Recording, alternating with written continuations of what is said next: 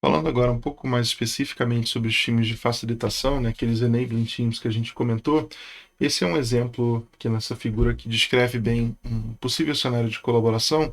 Vamos pensar que a gente está falando de uma empresa evoluindo para uma plataforma de dados um pouco mais sofisticada, talvez um data lake, talvez alguma coisa que esteja evoluindo em termos de arquitetura. Você pode ter um time de plataforma atuando num contexto mais focado em engenharia de dados, né, como que você captura, como que você serve dados para atender o seu produto. Você pode ter um time aqui de cadeia de valor, né, que atue na visão de produto de dados. Né, de repente, esse é um time aqui que oferece soluções de dados, né, com uma abstração mais fácil de consumir por um time de produto. Né, e aqui a gente tem nessa figura aqui em roxo, né, um time de facilitação que está pegando um time que atua num contexto de negócio. Vamos pensar que é sei lá, um time de uma fintech, um time de um e-commerce, pode ser qualquer cadeia de valor. Você pode ter um time de data operations, né, que vai atuar de forma colaborativa com esse time de produto, trazendo para ele de repente uma competência de dados que esse time ainda não tem.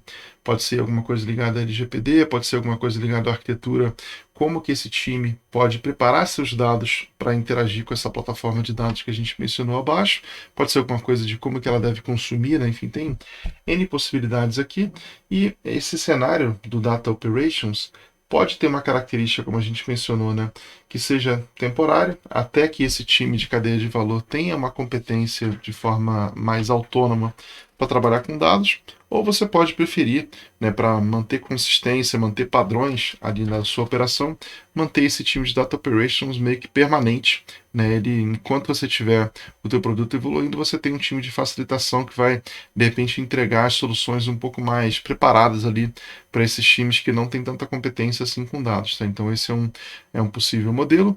E você pode ter, né, isso não é nada raro, né, algumas interseções entre esses times de dados e os times de produto, no qual você tem alguma coisa que foi, de repente, concebida ali naquele time de negócio específico. Né? Vamos pensar que você tem alguma segmentação de cliente, alguma coisa que você desenvolveu para atender uma necessidade específica naquele cenário.